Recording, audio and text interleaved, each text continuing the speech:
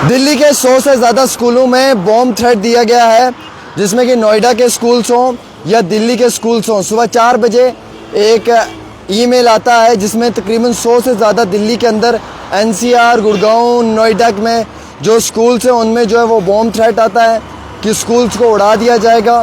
Schools के अंदर जो है वो आईडीज़ लगी हुई हैं और इस तरीके से एक पैनिक सिचुएशन क्रिएट कर दी जाती है।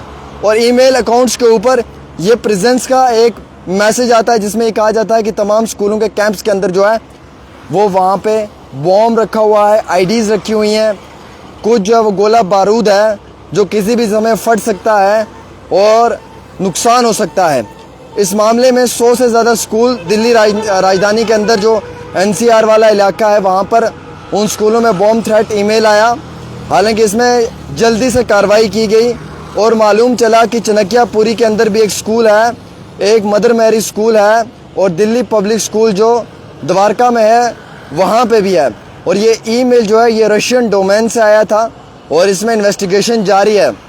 इस थ्रेट के मुतालिक ये कहना है पुलिस ऑफिशियल्स का भी कि सुबह के 4 बजे एक ऑफिशियल स्कूल के ईमेल अकाउंट पे आया जिसमें कि क्लेम किया गया कि जनाब आपके स्कूल के अंदर जो है वो बहुत ज़्यादा मिकदार में गोला बारूद है और आपके स्कूल के अंदर जो है वो बॉम्ब है, कभी भी फट सकता है।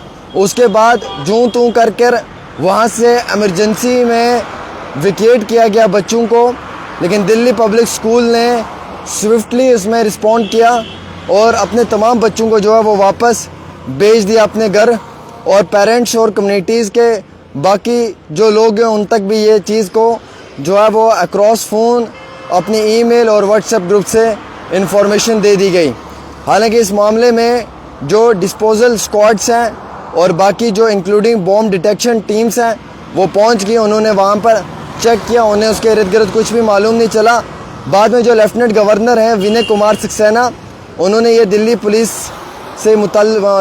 से बात करते हुए ये बताया कि ये थ्रेटनिंग ईमेल था जो एक हायर पोटेंशियल लेवल के ऊपर था और जो बेशतर एयरपोर्ट्स पे, स्कूल्स में और मुख्तलिफ जो हॉस्पिटल्स हैं वहाँ पे थ्रेट कॉल के तहत इस्तेमाल किया जाता है।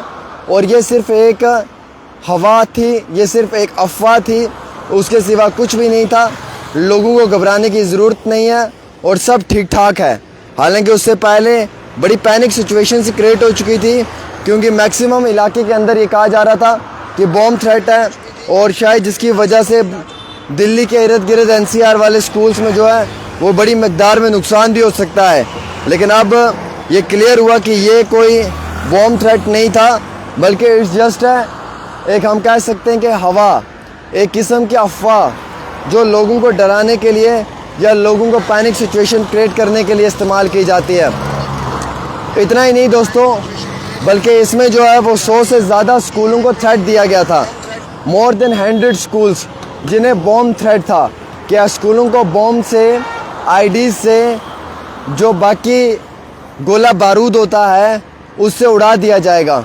और ये रशियन डोमेन से ईमेल आया था सुबह के 4 बजे एक स्कूल के ऑफिशियल ईमेल पे, जिसमें कि चनकियापुरी के अंदर भी कुछ स्कूल हैं, कुछ द्वारका के अंदर डीपीएस स्कूल है, मैरी क्रिस्ट स्कूल है, around 100+ schools in NCR, Gurgaon and Noida sector. और इन तमाम स्कूलों में ये थ्रेट कॉल आने के बाद मैक्सिमम लोग जो हैं वो पैनिक सिचुएशन में थे कि शायद कभी भी किसी भी समय जो है वो एक बड़ा हादसा पेश आ सकता है और यकीनन तौर के ऊपर जो है वो कई सारे लोगों के बच्चों की जानें जा सकती हैं। फिर बाद में इस थ्रेट कॉल को जो है वो एक क्लियर कर दिया गया कि एक हवा है, उसके सिवा कुछ नहीं है, घबराहट लेने की ज़रूरत नहीं है। तो दोस्तों बड़ी क्लियर सी बात है कि अब इस तरीके के थ्रेट कॉल्स आना या लोगों को पैनिक करना या डराना धमकाना अब ये शुरू हो चुका है। पहले तो अलग अलग जगहों पे होता था, लेकिन अब बड़े बड़े स्कूल्स में, बड़े बड़े हॉस्पिटल्स में, बड़ी बड़ी यूनिवर्सिटीज़ में भी इस तरीके की दुर्घटनाएं हमें घटती हुई दिख रही हैं। और जहाँ पे maximum more than 100 of schools Delhi के बताए जा रहे हैं। एक छोटी सी रिपोर्ट है आप सब लोगों के साथ, आप इसे ज़्यादा से ज़्यादा शेयर करें।